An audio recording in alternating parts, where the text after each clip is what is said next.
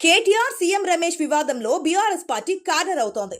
బీజేపీలో విలీనానికి ప్రయత్నించి విఫలమయ్యారని ప్రజలకు ఒక క్లారిటీ వచ్చింది. బీఆర్ఎస్ బీజేపీ విలీనంపై చాలా సార్లు వార్తలు ప్రచారంలోకి వచ్చాయి.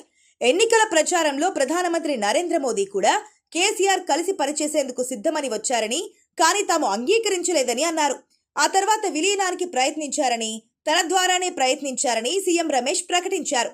ఆయన ఇలా ఎందుకు ప్రకటించాల్సి వచ్చిందంటే కేటీఆర్ తొందరపాటు వల్ల, బురద చల్లేయాలని అనుకోవడం వల్ల. ఈ నేపథ్యంలో తెలంగాణకు కొత్త నాయకత్వం కావాల్సిన సమయం ఆసన్నమైందని కల్వకుంట్ల కవిత అన్నారు. జాగృతి భవిష్యత్ లీడర్ల కోసం భారీ శిక్షణా కార్యక్రమాన్ని హైదరాబాద్లో నిర్వహించారు. ఈ సందర్భంగా కవిత నిర్మగర్భంగా చాలా వ్యాఖ్యలు చేశారు. కాలానుగుణంగా తెలంగాణ జాగృతి తన పంథాను మార్చుకుందని, ఎప్పుడూ కూడా కొత్తగా నవీనంగా ఉంటేనే సంస్థలు నిలబడతాయన్నారు. అందుకే రాబోయే రోజుల్లో జాగృతిని మార్చబోతున్నట్లుగా చెబుతున్నారు. జాగృతిని రాజకీయ పార్టీగా మార్చబోతున్నట్లుగా సంకేతాలు ఇచ్చారని అనుకోవచ్చు. లీడర్ అంటే ఎవరో ఆకాశం నుంచి ఊడపడరని, నేర్చుకుంటూ మార్చుకుంటూ ముందుకెళ్లేవాడే నాయకుడవుతాడన్నారు.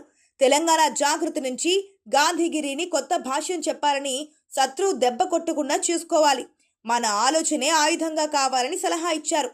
తెలంగాణకు వ్యతిరేకంగా ఉన్న ఆంధ్ర సినిమాలను అడ్డుకోవాలని పిలుపునిచ్చిన ఏకైక సంస్థ తెలంగాణ జాగృతి అని వివరించారు. నమ్మిన సిద్ధాంతం కోసం ఎంత పెద్ద వ్యక్తులైనా సరే ఎదురొడ్డి నిలిచిన సంస్థ తెలంగాణ జాగృతి మాత్రమేనన్నారు.